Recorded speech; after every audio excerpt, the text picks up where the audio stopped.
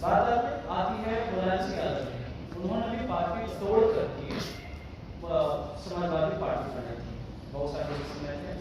अगर original party बना था तो हम कह सकते हैं बहुजन समाज पार्टी जरूर किया था। बिहार में पुराने जमाने की सोशलिस्ट पार्टियां हुआ करती थी, गठबंधन हुआ, उसके साथ साथ सोशलिस्ट समाज दल हुए। लेकिन इन सब की जो बहुत बड़ी कमी रही कि युवाओं को उन लोगों ने जोड़ने की कोशिश नहीं की। मेरी बहुत सारी बातें होती रहती है अलग अलग इन सारी जो पार्टियां हैं, एक तो युवा को लेंगे नहीं, दूसरी बात है कि वही पुराना ढर्रा, माफ कीजिएगा सुनने में अच्छा नहीं भी लग सकता है, लेकिन कोई भी व्यक्ति इस दुनिया में ऐसा जन्म नहीं लिया है जिसको कि हर चीज का नॉलेज हो और उसके आगे कुछ पढ़ने की जरूरत ही नहीं है। मैं डॉक्टर पी आर अम्बेडकर की बात कर रहा हूँ, आप शायद समझ नहीं गए होंगे, दुनिया में सब कोई आदमी पैदा नहीं हुआ, हम उसकी बात आगे नहीं करते, आप उसके आगे क्यों नहीं सोचते? तो एक तो ये चीजें हो गई। दूसरी बात है सारी एनर्जी जो भी मैं देख रहा हूँ पिछले 15-20 साल से, खास करके 2002 से जब गुजरात में दंगे हुए थे, उसके बाद से भाजपा को गाली देने में जितनी एनर्जी लगा दी गई, उसके 10% की एनर्जी आप अपनी डिमांड करने में लगाते, आप अपने संगठन में लगाते, तो शायद मुझे लगता है कि कहीं ज्यादा फायदा हो गया।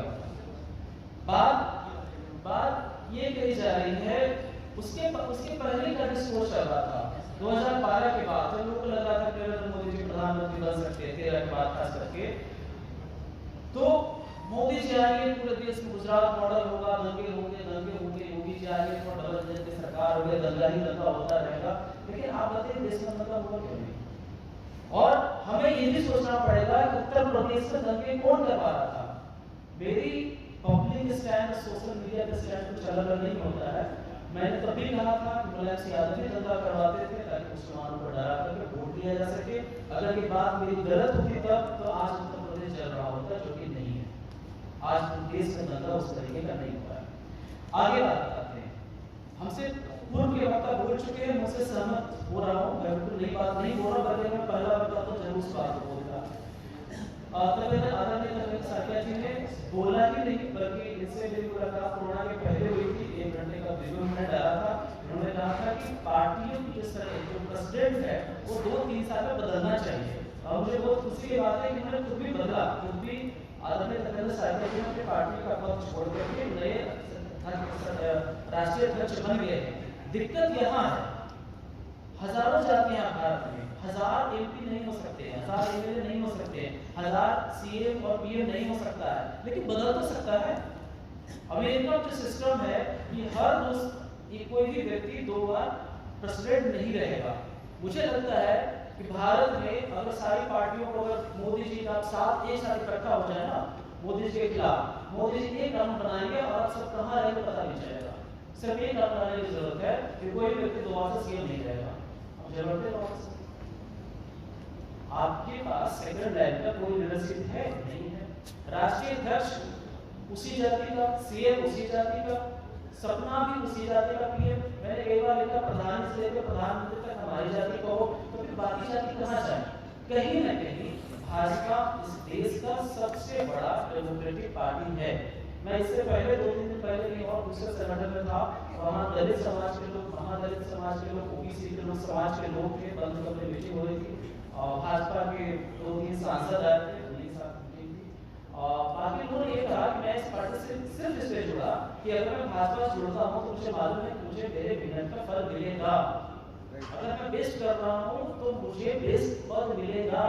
लेकिन क्या समाजवादी पार्टी में सबसे ज्यादा मेहनत करने वाला, सबसे ज्यादा लोगों को जोड़ने वाला मुख्यमंत्री बनने का सपना देख सकता है? जब तक अखिलेश यादव जी जिंदा है, जब तक मायावती जी जिंदा है, वो सपना देख सकता है वो बहुजन समाज पार्टी का अध्यक्ष बन सकता है, सीएम का कैंडिडेट हो सकता है? नहीं देख सकता। क्या बिहार में सपना देख सकता है कि आरजेडी में कोई सीएम बन जाए? नीतीश कुमार इसके अपवाद है। नीतीश कुमार राष्ट्रीय पार्टी के अध्यक्ष बदलते रहे हैं, खुद भी अध्यक्ष रहे हैं, माननीय इसराज यादव जी अध्यक्ष रहे हैं, अभी ललन सिंह जी अध्यक्ष हैं, जो कि अलग जाति से आते हैं। तो सबसे बड़ी बात है कि गैर भाजपाई पार्टी में डेमोक्रेसी नहीं है, गैर कांग्रेस में भी डेमोक्रेसी नहीं है। जिस बात कांग्रेस को गाली दे करके लोगों ने अपनी अपनी पार्टियां बना ली, वो उनमें वही गुण आ गया जो कांग्रेस में था। अब ये है कि हमें करना क्या है। सबसे बड़ी बात है कि हमसे पहले एक वक्ता का नाम भूल रहा हूँ, मैंने कहा गठबंधन समाधान नहीं है। आदरणीय तपेंद्र साथिया जी ने पर्सनल मुलाकात से रखो हुए तो उन्होंने भी इसी बात को जिक्र किया था कि क्यों ना मिलकर के एक विचारधारा के आधार पर पार्टी बनाई जाए। विचारधारा जिंदा रह सकता है, आदमी के लाइफ होता है, आदमी के एक्टिव लाइफ 60-70 साल हो सकता है, उसके बाद एक साल नियत समय को बढ़ ही जाएगा। इसके पहले आदरणीय विनय सिंह कुशवाहा जी बोल रहे थे कि अगर हम लक्ष्य बनाते हैं कि 50 साल के बाद केंद्र सरकार बनाएंगे, 30 साल के बाद केंद्र में सरकार बनाएंगे, तो निश्चित रूप से सरकार बना सकते हैं। लेकिन अगर लक्ष्य ये है कि 2024 में सरकार बना ले और उसके बाद 24 में नहीं बना तो अगला बार बना ले, तो अगला बार बना ले, ऐसा कभी नहीं बनेगा।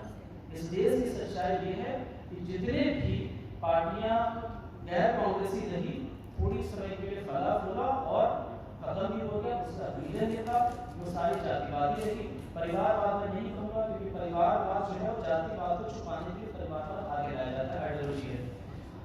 मैं ज़्यादा कुछ नहीं कहना चाहूँगा, बस इतना ही कर करके मैं आज को धन्यवाद देना चाहूँगा। और निश्चित रूप से यह एक ऐतिहासिक क्षण है, ऐतिहासिक परिचर्चा है। भाजपा के अंदर देखते हैं कि विधानसभा, किसी पूर्व वक्ता ने कहा था कि लोकसभा हार गई तो मन चिंतन हुआ कि हार क्यों गए। आपको मैं बता दूं कि विधानसभा भी जो हारती है भाजपा, कोई भी विधानसभा हो, आपके नजर में चाहे कितना अनइम्पोर्टेंट हो, उसकी भी परिचर्चा होती है। अगर आप लोकल न्यूज़पेपर पढ़ेंगे तो आपको पता चल जाएगा, विद इन 15 डेज होता है। ये परिचर्चा बाकी पार्टियों में क्यों नहीं है? इसलिए नहीं है, लोग सवाल उठा देंगे राष्ट्रीय अध्यक्ष जी के ऊपर। इसके साथ मैं अपनी बात समाप्त करता हूँ और आपने बहुत सारे फोरम से एग्रीमेंट रखता हूँ, अपने सबकी बात मानी है तो निश्चित रूप से सत्ता हमारे पास होगी। लेकिन मैं इससे बिल्कुल कतई अग्री नहीं करता हूँ कि हमारे पास कभी सत्ता थी। जैसा कि मैंने सवाल ने पहले बोला था, गलती से कभी आ गई वो आपके घर नहीं आया, गलती से आ गई थी। अदरवाइज संघर्ष करके सत्ता लाए है तो बीएसपी ठीक है ये कह सकते हैं, बट एक व्यक्ति के हाथ में जाने के कारण, जातिवाद होने के कारण वो भी